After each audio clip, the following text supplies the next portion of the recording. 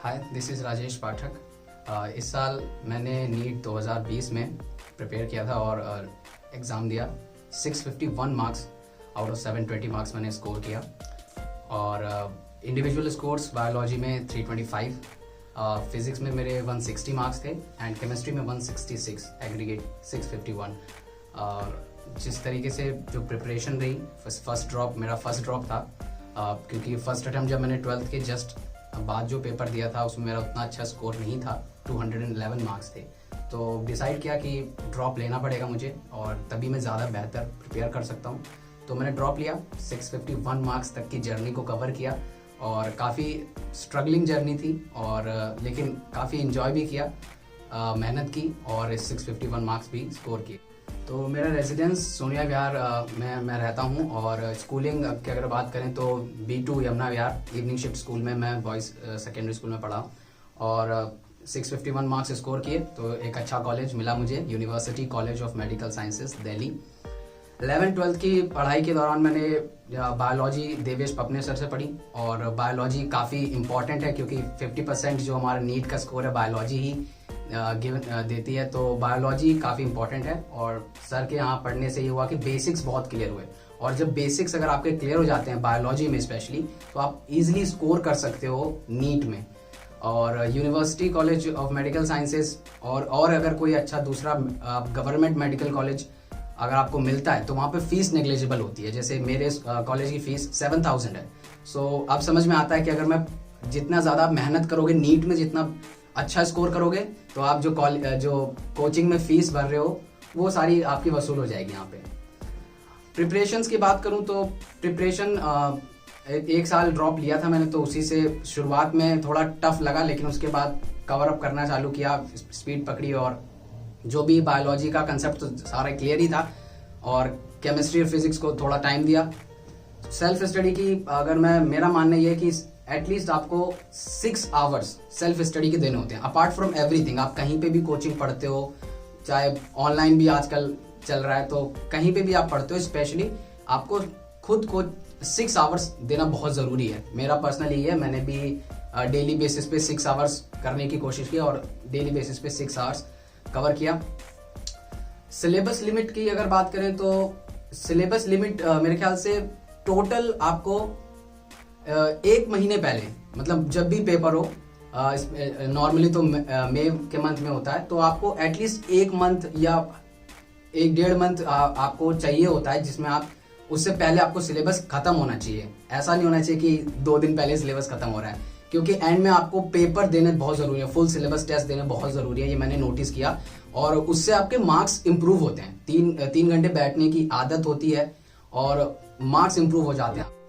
Preparation के बारे में एक और बात मैं कहना चाहूँगा कि अब प्रिपरेशन के दौरान आपको ये बहुत ध्यान देना होता है कि आप किस वक्त पढ़ाई कर रहे हो। अगर मैं अपनी बात करूँ तो मुझे सुबह पढ़ना ज़्यादा अच्छा लगता था, क्योंकि मेरा ऐसा मानना था सुबह 1 घंटे पढ़ना रात को 3 घंटे पढ़ने से बेटर है। और सुबह अगर आप कोई थ्योरी सब्जेक्ट उठाएं, स्पेशली बायो, ऑलरेडी इतना सारा कंटेंट हमारा बायोलॉजी का ही रहता है 50%, तो सुबह अगर आप बायो पढ़ेंगे तो बहुत अच्छा रहेगा आपके लिए। सुबह पढ़ना आपको जल्दी याद हो जाता है, कुछ भी जो भी थ्योरी सब्जेक्ट आप उठाएंगे। फिजिक्स की अगर बात करें तो फिजिक्स में कॉन्सेप्ट, एटलीस्ट फिजिक्स में मैं ये कहूँगा कि आपको डेली क्वेश्चंस करने बहुत मैंडेटरी हैं। एक बार को आप बायोलॉजी के क्वेश्चन डेली मतलब तो सॉल्व होते रहेंगे, कंसेप्ट पढ़ने के साथ भी याद हो जाता है, लेकिन फिजिक्स के क्वेश्चन आपको सॉल्व करना मैंडेटरी है। आपको डेली कोई भी कंसेप्ट आप पढ़ो, जब तक आपने उसको क्वेश्चंस नहीं किए ना तो वो कंसेप्ट बेकार है। आप कंसेप्ट पढ़ोगे आप भूल जाओगे। कंसेप्ट पढ़ो और उसके 10-20 क्वेश्चन डेली करो जरूर। केमिस्ट्री में एनसीईआरटी उतनी ज़्यादा इंपॉर्टेंट नहीं है। जो ऑर्गेनिक रिएक्शंस अगर आप डायरेक्ट याद कर सकते हो तो वो थोड़ा बहुत है। इनऑर्गेनिक तो डायरेक्ट एनसीईआरटी से आती है, जो भी है इनऑर्गेनिक का जो भी डाटा आता है एक्चुअली, तो वो एनसीईआरटी से आप कवर करो, क्योंकि वही डाटा एनटीए तो वही मानने वाला है। तो केमिस्ट्री में एनसीईआरटी में आप इनऑर्गेनिक पढ़ सकते हो। बाकी फिजिकल में तो वही नॉर्मल रहता है, क्वेश्चन वगैरह होते हैं, तो उसमें कॉन्सेप्ट ही ज़्यादा इंपॉर्टेंट होता है। वीकली टेस्ट देना काफ़ी ज़रूरी है। अगर आप मतलब जब भी आप तैयारी कर रहे हो तो पूरे 6 दिन आपने क्या पढ़ा उस एक बार रिवाइज हो जाएगा और जब आप वीकली टेस्ट दोगे तो आपको 3 घंटे बैठने की आदत हो जाएगी। ये बहुत इंपॉर्टेंट है, क्योंकि शुरू में जब मैंने पेपर देना चालू किया तो ये मुझे भी प्रॉब्लम हुई। 3 घंटे बैठना और एक साथ फिर केमिस्ट्री, फिजिक्स और बायोलॉजी तीनों में अपना माइंड चलाना थोड़ा प्रॉब्लम हो जाती है। तो अगर आप वीकली टेस्ट दे रहे हैं तो उससे आपको ये जरूर बेनिफिट होगा, आपको 3 घंटे बैठने की आदत हो जाएगी और फाइनल पेपर में कोई ऐसे प्रॉब्लम नहीं होगी। बायोलॉजी की स्पेशली बात करूं तो एनसीईआरटी सफिशिएंट है, एनसीईआरटी से ही आजकल सब कुछ आ रहा है, line to line questions NCERT से ही आ रहे हैं आजकल नीट के पेपर में। तो आई थिंक बायोलॉजी के लिए स्पेशली एनसीईआरटी ही सफिशिएंट है। लेकिन फिर भी होता है, थोड़ा सा लगता है कि हाँ अगर कहीं बाहर से आ गया फाइनल पेपर में तो किस तरीके से मैं डील करूंगा। तो इसके लिए आपको अपने टीचर पे थोड़ा कॉन्फिडेंस होना चाहिए कि वो क्या पढ़ा रहे हैं, जो भी एक्स्ट्रा पढ़ा रहे हैं उसको आप नोट करें और अपनी तरफ से याद करने की कोशिश करें। उन पे कॉन्फिडेंस आपको पूरा होना चाहिए। अगर मेरी बात करें तो मैं 11th-12th में देवेश पपने सर से ही पढ़ा था और उनके नोट्स जो हैं उसी को मैंने रीड किया था। और स्पेशली उनके डायग्राम्स जिस तरीके से होते हैं काफी इंटरेक्टिव होते हैं, मतलब आप आसानी से समझ सकते हो, 1 by 1 पॉइंट वाइज रहता है, तो कुछ भी एक्स्ट्रा नहीं लगता कि ऐसा, मतलब एक्स्ट्रा होता है एक्चुअली में पर लगता नहीं है एक्स्ट्रा। तो इससे आपको काफी आसानी से एक्स्ट्रा चीजें भी याद हो सकती हैं। एक और बात मैं कहना चाहूंगा कि मतलब देवेश पपने सर में ये खास बात है कि वो वर्ड्स को ना याद करवाते हैं काफी अच्छे से, टाइमोलॉजी कहते हैं उसमें जो वर्ड्स होते हैं उनकी चंकिंग करके उनको उनका मतलब समझाया जाता है। जैसे एक एग्जांपल मैं दूंगा, एंजियोस्पर्म्स। इसमें जब तक मुझे मतलब सर ने नहीं बताया था तब तक मुझे ये लगता था कि angiosperm simply means sexually reproducing flowers. तो मुझे बाद में पता चला कि एंजियोस्पर्म वर्ड का एक्चुअली मीनिंग क्या है। तो एंजियो मतलब होता है वेसल्स, और हम सब जानते हैं कि एंजियोस्पर्म्स जो होते हैं वो वेसल वाले प्लांट्स होते हैं। तो इसीलिए जब इसको आप अगर एक बार याद कर लोगे तो आप इसको हमेशा याद रख सकते हो। हायर स्टडीज में भी आपको बेनिफिट करेगा।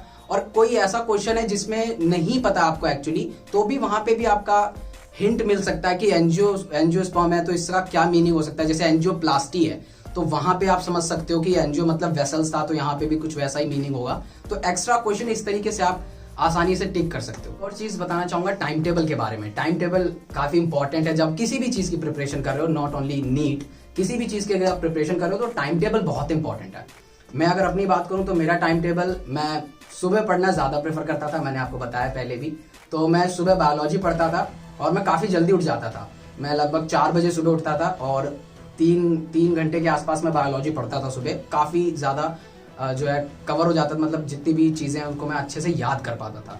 उसके बाद वही 9 बजे के आसपास से कोचिंग होती थी, 3-4 बजे के तक। शाम को वापस आया तो केमिस्ट्री रिवाइज करता था, जो भी कोचिंग में पढ़ाया गया उसको। केमिस्ट्री लगभग 2 घंटे में पढ़ता था, 5 बजे से 7 बजे के आसपास।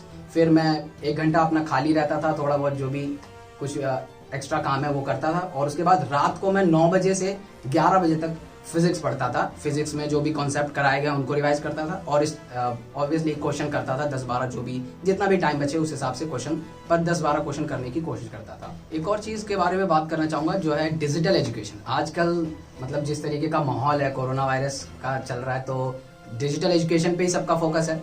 लेकिन मैं कहना चाहूंगा कि डिजिटल एजुकेशन पे डिपेंड मत होइए, ठीक है, क्योंकि हमारे पास कोई ऑप्शन नहीं है तो हमें डिजिटल एजुकेशन पे ही जाना पड़ रहा है करने के लिए। लेकिन डिपेंडेंस बहुत बेकार है डिजिटल एजुकेशन में, क्योंकि आप 3 घंटे अगर आप डिजिटल एजुकेशन मतलब ऑनलाइन मोबाइल पे, लैपटॉप पे 1 घंटा भी अगर कुछ देखते हैं तो उसके थकान जो है 2 घंटे के बराबर हो जाती है। फिर आपको कवर करना पड़ता है उसको। आप 1 घंटे पढ़ा है तो 2 घंटे सोना पड़ेगा उसको फ्रेश करने के लिए। तो डिजिटल एजुकेशन मेरे ख्याल से बेटर ऑप्शन नहीं है। अगर आपको हो सकता है, मतलब अगर आपके पास मौका है तो आप जरूर जो भी आपके आसपास जहां से आप कोचिंग पढ़ रहे हो तो वहां पे फिजिकल जाने की कोशिश करो अगर पॉसिबल है तो।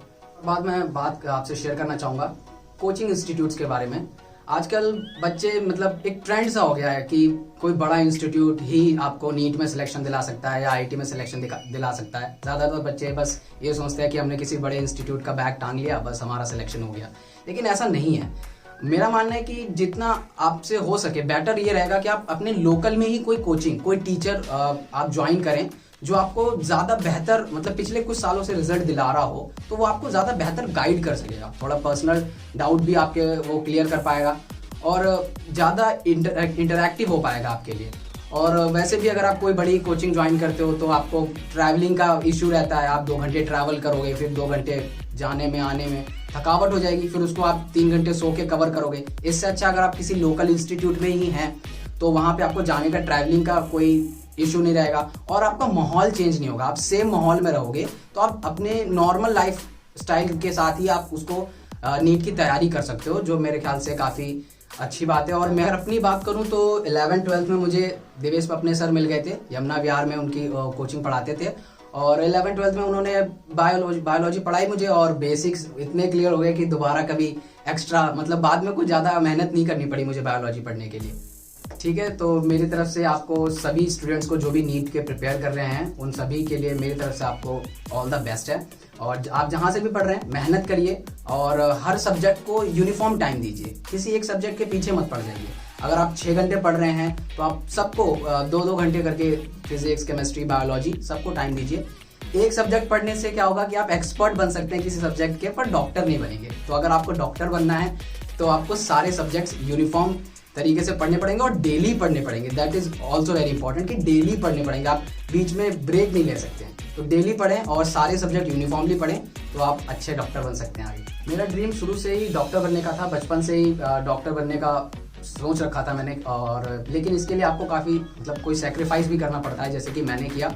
मुझे 11th में जब एडमिशन मिल रहा था तो प्रतिभा स्कूल में एडमिशन मिल रहा था मॉर्निंग शिफ्ट में, पर वहाँ पे मुझे कंप्यूटर साइंस प्रोवाइड कर रहे थे। पर मैं शुरू से ही बायोलॉजी के लिए बहुत पॉजिटिव था और ऑब्वियसली मेरा ड्रीम MBBS करने का था। तो वहाँ पे मैंने सेक्रीफाइस किया कि चलो कोई बात नहीं, मुझे मॉर्निंग शिफ्ट का स्कूल नहीं मिला तो मैं इवनिंग शिफ्ट के स्कूल में ही पढ़ लेता हूँ। इवनिंग शिफ्ट के स्कूल में पढ़ा और वहाँ पे मेहनत करी। और बायोलॉजी वैसे भी मुझे बहुत अच्छी लगती थी और देवेश सर जी के गाइडेंस जो मुझे मिली, उसके बाद 12th में मेरा स्कोर अच्छा आया। 12th में मेरे 94 मार्क्स आए थे बायोलॉजी में और काफ़ी बेसिक्स मेरे क्लियर हो गए थे। तो फिर मुझे आगे जब मैंने नीट की प्रिपरेशन की तो भी बायोलॉजी को लेके कोई खास दिक्कत नहीं हुई। 12th अच्छे से थी तो इसीलिए 11th को भी टाइम मिल गया बाद में रिवाइज करने का सही से। ओके गाइस, तो मुझे उम्मीद है कि आपको ये वीडियो अच्छी लगी होगी। और अगर आपको लगता है कि इस वीडियो से आपको कुछ बेनिफिट हो सकता है, कुछ आपकी प्रॉब्लम्स और डाउट सॉल्व हुए हैं, तो वीडियो को लाइक करें, शेयर करें जिससे कि ज़्यादा स्टूडेंट्स वीडियो को देख सकें और अपनी प्रॉब्लम्स को एड्रेस कर सकें। और of course subscribe the channel. और अगर आपको क्लासेस ज्वाइन करनी है बायोलॉजी में, स्पेशल गाइडेंस चाहिए, तो आप देवेश सर जी को कांटेक्ट कर सकते हैं, स्पेशल गाइडेंस ले सकते हैं नीचे दिए गए नंबर्स पे।